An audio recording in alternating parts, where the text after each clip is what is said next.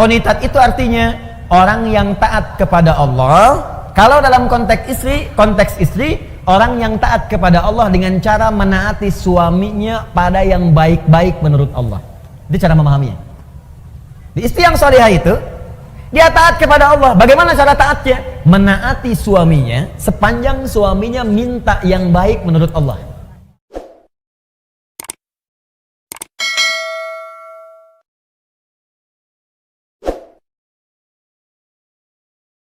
Jadi orang kalau salatnya benar itu pasti lahirnya akhlak. Dia akan menjauhi perselisihan. Dia akan menjauhi gibah, gosip. Awas, Bu. Maaf ya, saya tunjuk ibu karena memang pesan di Qur'annya itu lebih kuat ke perempuan. Laki-laki mungkin, tapi perempuan lebih kuat cenderungannya. Itu ada di surat ibu. Ya, surat An-Nisa ayat 34, paling kiri sebelah atas. Saya lompat sedikit. Quran surah keempat, surat ibu-ibu ayat 34, paling kiri sebelah atas. Ar-rijalu qawwamuna 'alan nisa bima faddalallahu ba'dahum 'ala ba'din wa bima anfaqu min amwalihim. Ada ayatnya? Oke, sekarang lihat pertengahan ayatnya.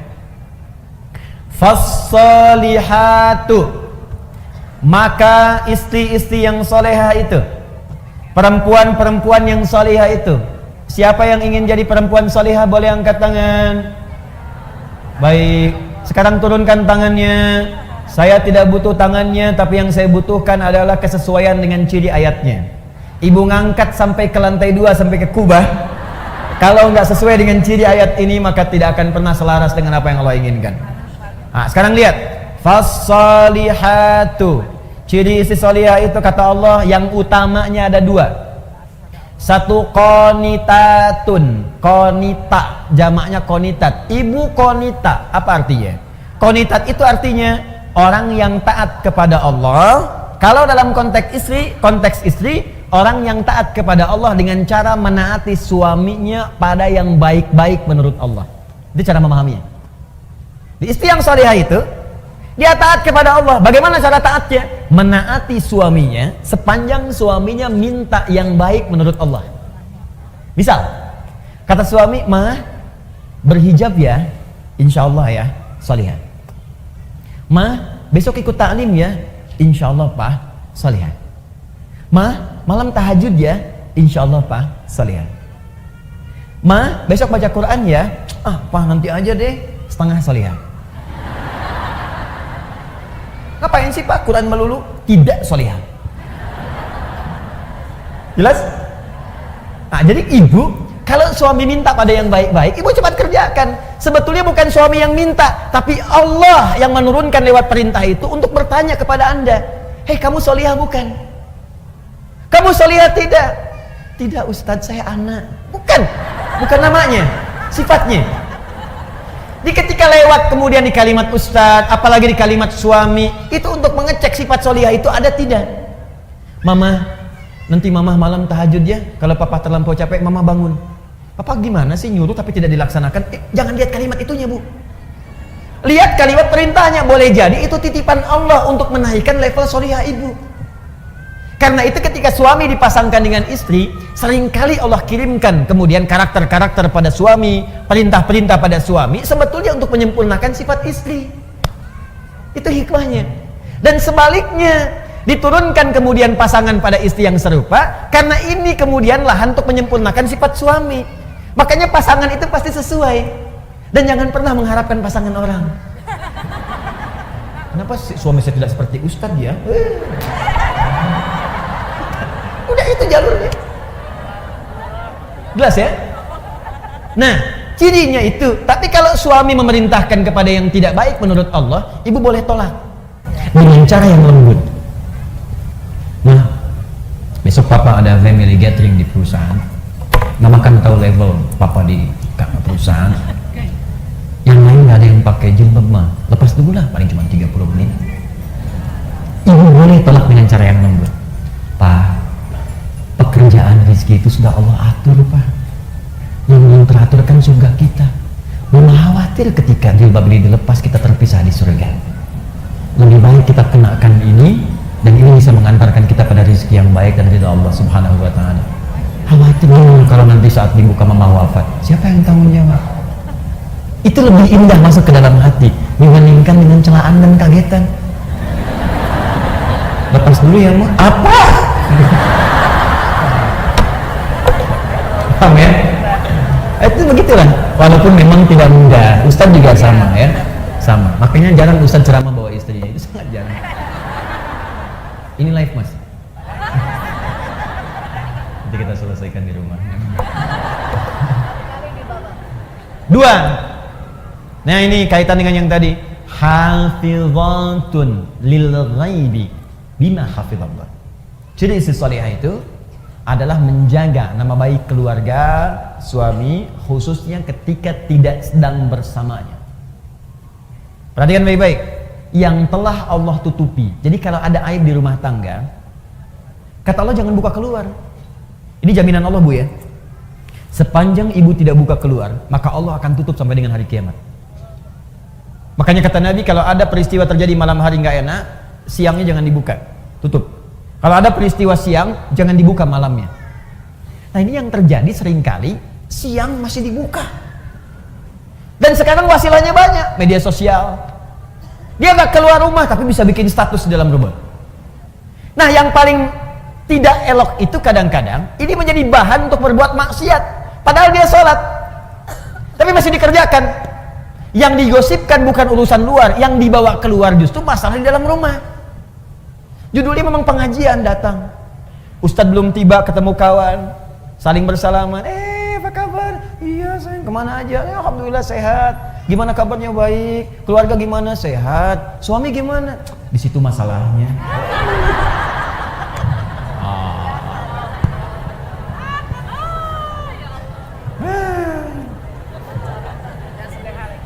Ya, ingat, gosip perbuatan fahsya sekaligus mungkar.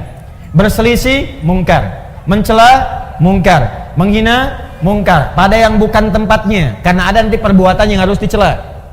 Ingat, awas, hati-hati, mohon maaf, mencuri mungkar.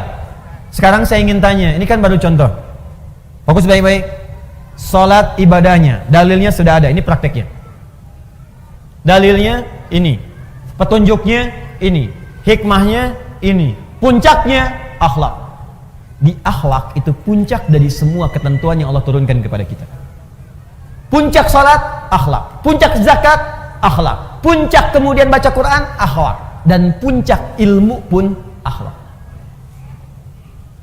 Menuntut ilmu ibadah bukan? Ibadah, makanya dalilnya banyak di Quran. Apa dalilnya? Sepanjang ibadah mesti ada dalil. Banyak dalilnya. Quran surah 96 ayat 1, Iqra bismi rabbikal ladzi khalaq. Dalil menuntut ilmu. Quran surah ke-9 ayat 122, wa ma kana al-mu'minuna liyanfiru kaffah falaula nafara min kulli firqatin minhum ta'ifah liyatafaqahu fid din. Cara menuntut ilmu. Majlisnya ada, Quran surah 58 ayat ke-11, ya ayyuhalladzina amanu idza qila lakum tafassahu fil majalisi yafillahu fafsahillah yafsahillahu lakum. Fafsahu yafsahillahu lakum. Hai orang-orang beriman, kalau diperintahkan kepadamu, ayo cepat penuhi majlis-majlis, share informasinya, share tempatnya. Siapa yang bisa meluaskan majlisnya akan diluaskan oleh Allah Subhanahu wa taala. Dari mana itu Ustaz tahu ayat ilmu? Teruskan ayatnya. Yarfa'illahu alladhina amanu minkum walladhina utul ilma darajat. Ayatnya ada. Hadisnya utlubul ilma. Ya, talabul ilmi faridatun ala kulli muslim. Menuntut ilmu itu kewajiban dari setiap muslim. Ibnu Majah nomor hadis 233, man salaka tariqan yaltamisu fihi ilma sahalallahu lahu tariqan ilal jannah. Siapa yang berusaha datang ke majelis ilmu dengan segenap kemampuan dirinya, maka Allah akan catat untuk meringankan langkahnya ke surga. Al-Bukhari Kitabul Ilmi nomor hadis 71, ya. Perhatikan baik-baik, man yuridillahu fihi khaira yufaqihu fid din. Siapa yang Allah inginkan menjadi orang yang lebih baik, maka dia akan didorong untuk belajar ilmu agama. Al-Qur'annya ada, hadisnya ada, hikmahnya banyak. Ilmu membuat orang lebih pintar, ilmu membuat turun ayatnya, la yastawil ladzina ya'lamuna wal ladzina la ya'lamun. Tidak sama orang berilmu dengan yang tidak berilmu. Orang berilmu punya derajat di sisi Allah, bertauhid harus pakai ilmu. Quran surah 47 ayat ke-19. Fa'lam, mesti punya ilmu. Annahu la ilaha illallah, untuk menetapkan tiada Tuhan selain Allah. Ilmu. Hikmahnya ada. Dalil ada. Hadis ada. Hikmah ada. Puncak terakhirnya akhlak. Jadi kalau ibu belajar ilmu, datang ke pengajian, belajar. Apa yang dipelajari? Al-Quran. Apa yang dipelajari? Sunnah. Tapi ketika Anda keluar dari tempat pengajian itu, Anda belajar Quran dan Sunnah. Tapi ketika keluar tidak membawa akhlak, berarti ada yang salah dengan pelajarannya. Ibu tuh keluar dari pengajian Al-Quran dan Sunnah, tapi ketika keluar kok pandai mencela. Apa yang ibu pelajari? Anda belajar Al-Quran dan Sunnah, begitu keluar dari pengajian pandai berselisih. Apa yang Anda pelajari?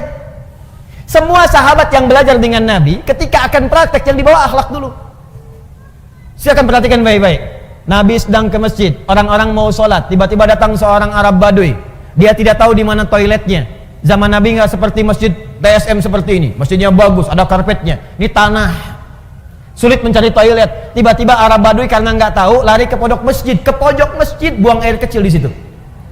Tiba-tiba Umar, Umar dengan pembawaan karakternya yang tegas langsung ingin mengeksekusi. Woi, salah. Langsung pengen keluar. Kelihatan oleh Nabi, diajari akhlak oleh Nabi. Umar, biarkan aja. Tapi Nabi ini kan dia belum tahu. Yang belum tahu diberitahu, bukan dimarahi. Biarkan dia selesai dengan hajatnya, siram dengan air bersihkan. Setelah itu beritahu, tempatnya bukan di sini. Tuh. Indah sekali ibu sekalian. Di banyak kejadian-kejadian yang Nabi contohkan lewat akhlak. Setelah itu Umar belajar. Setelah itu makin bijak, Masya Allah. Bijaknya luar biasa. Dalam setiap keputusannya. Umar setelah menjadi khalifah, jadi pemimpin, jadi presiden kalau sekarang, itu malam-malam selalu belusukan. Di Umar, inisiator belusukan di muka bumi. Belajar dari Nabi. Dan tidak pernah bawa kamera. Orang sekarang beda-beda dia, tapi Umar lain. Jalan. Begitu malam-malam jalan, lihat rakyatnya, ada seorang ibu memiliki beberapa anak, ditidurkan oleh ibunya. Ditidurkan itu bukan karena pengen tidur, karena lapar, menangis terus, tidak ada makanan. Dan saat menidurkan ini, pura-pura ibu masak. Yang dimasak apa? Pasir isinya batu, digoreng-goreng. Sambil masak batu itu dia bersyair.